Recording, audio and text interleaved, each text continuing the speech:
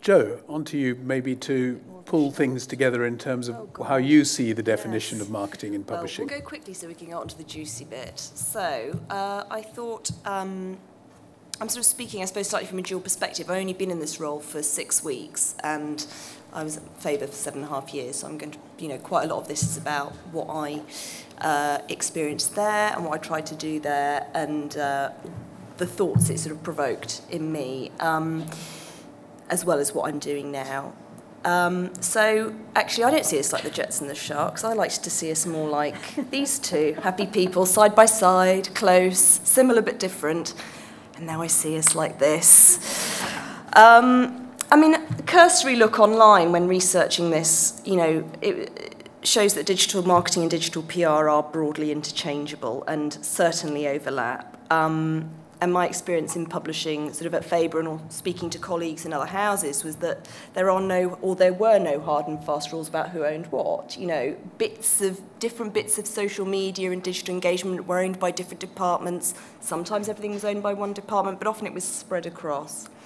And I think that, it still happens, and that's actually fine, really. I think the thing to be aware of is that wherever it does lie, whoever owns what, it affects other departments and other people's work enormously. And so actually being aware of how it does that, I think, is a key to good collaborative working.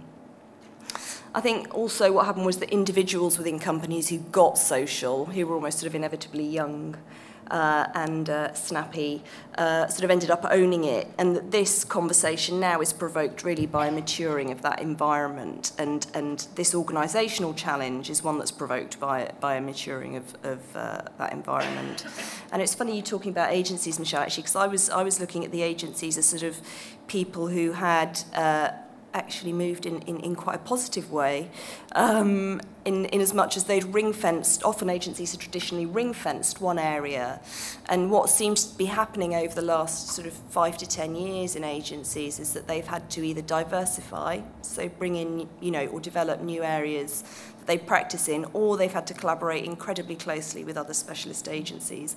And for me, those are the two kind of options that face us right now, which is that either you sort of integrate, but if you don't integrate, as Amelia has, her department works, you certainly have to collaborate, and that's the baseline. So I think that's really the sort of organisational challenge that publishers are facing. And I think part of that organisational challenge is really provoked by the paradigms that we talk about when we talk about marketing and PR, and paid versus unpaid, mediated versus unmediated, as you talked about. And I think really these aren't helpful anymore, and it's absolutely time for a new paradigm. And that's partly because social didn't just change. We've got a bit close there. Social didn't just change. It's changed everything. It's not about using different tools to do the same thing. I think the nature of communications has just sort of changed profoundly, which is that, for a start, I think there's much less separation between the product and the experience of your marketing or communications by the end user. And also, the thing to bear in mind is that even if you yourselves don't define an element of your campaign or a key element of your campaign as being social, it is social by default now. Claire writes a lovely review for one of your books in The Guardian, and it's on The Guardian online, and people can share it across their social graphs, and Claire might tweet about it. So suddenly the conversation's happening. If you've defined it as wanting it to happen or not, it is happening. And so social is sort of the default position now. And so really, I'm not suggesting I've got an answer, but I do think it's time, certainly, to work out how we might work together. That looks different to the slide I created, different colours.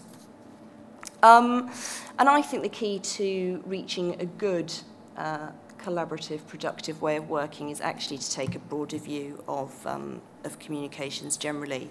I think we've generally taken a very narrow view in publishing. It's been about advertising and promotion, or it's been about publicity. Now we've sort of bolted on social, and it sort of cuts across both. But actually, I think it goes even broader than this, but I think research, your web team, price and value, search, analysis of your data is absolutely sort of, essential and affects what you will do, and what you do will affect how these other areas are impacted.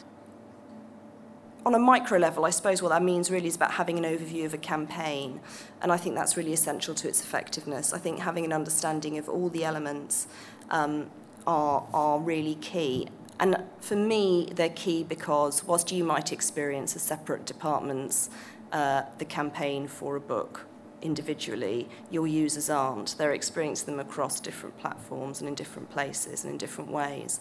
And so to have that overview is really important because it will provide some insight into how your users are experiencing what you're putting out there. So I'll just end on a really positive note.